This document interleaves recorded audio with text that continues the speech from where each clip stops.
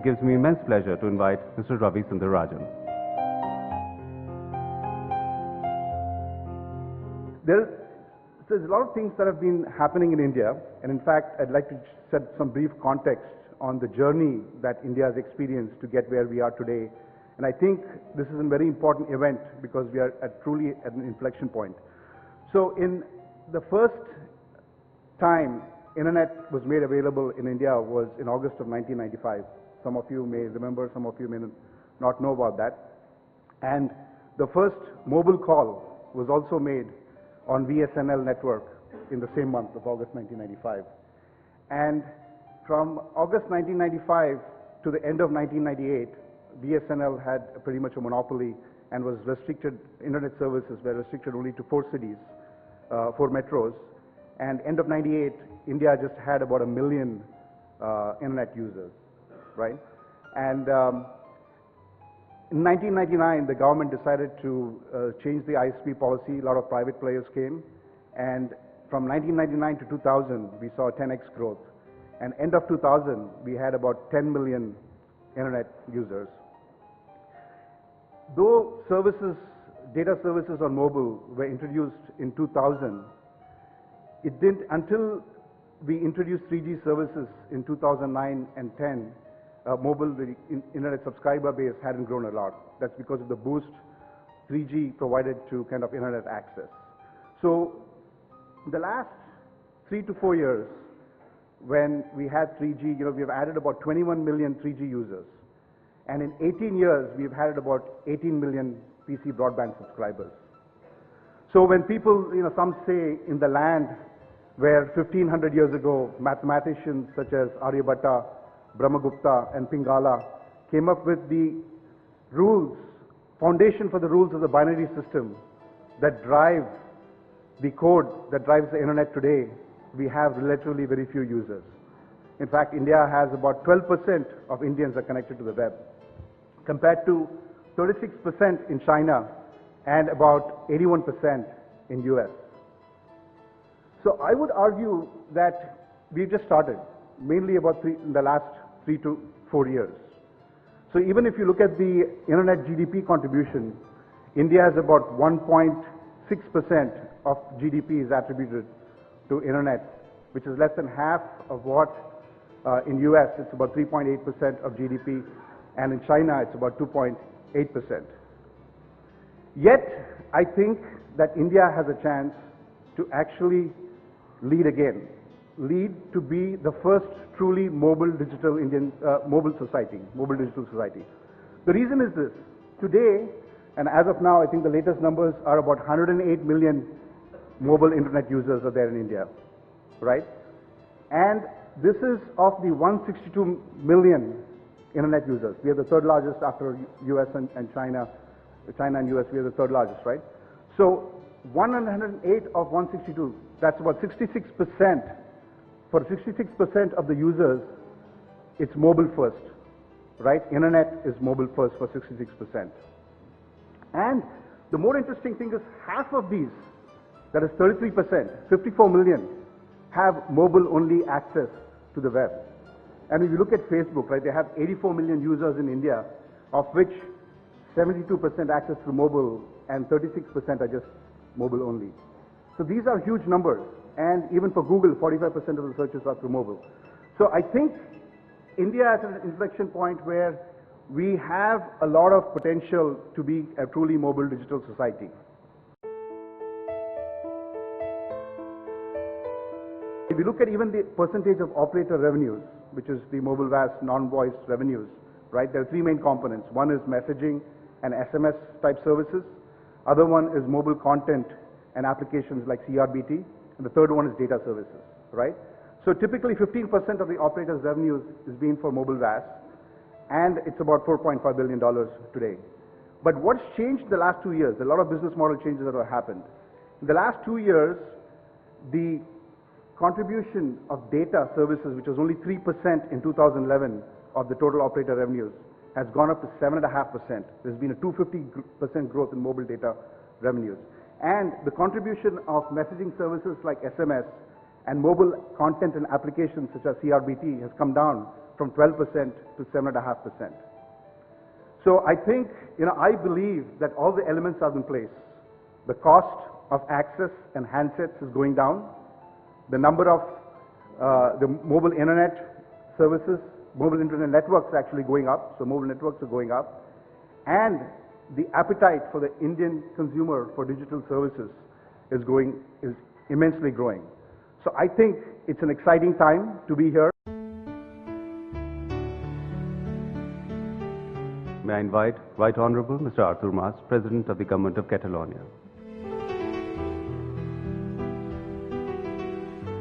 During the last few years, I can say that the ICT sector has been developing quite well in our country. There has been some transformation in this sense, and I would say that in very positive terms. We are proud to say that this sector has developed very well in the country, and that more and more professionals and more companies with the passing of the time are focusing on the development of the ICT sector in Catalonia. You know that the ICT industry has become one of the main driving forces of social progress.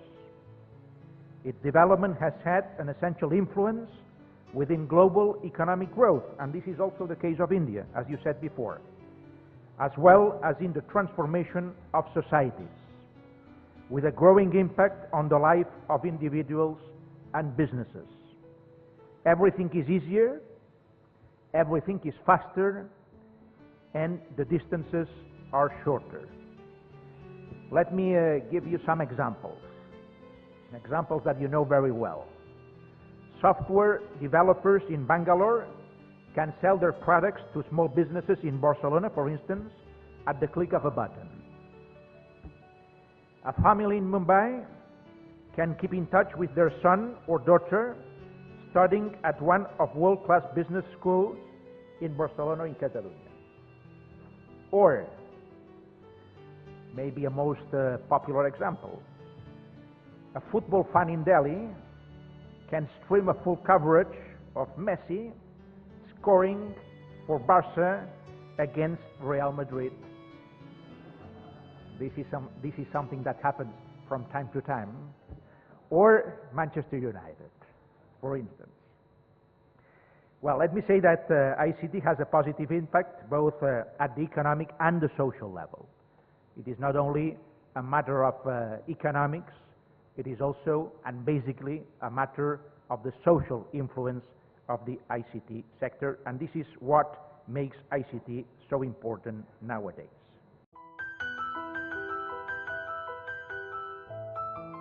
We talk about these users, and it's good to know who these users are, and are they really, this mobile-only access or the mobile internet access, what's driving this, right? And as we briefly talked about before, a lot of these users do use social media, mobile internet users, right? 45% of Google searches, 72% of Facebook engagement, and some of it, a third of it is just mobile only. And to me, especially if you look at the internet usage in India, right? People view their laptops and PCs, even though it's only 60 million laptops and PCs, they view it as more of a professional or a work device, right?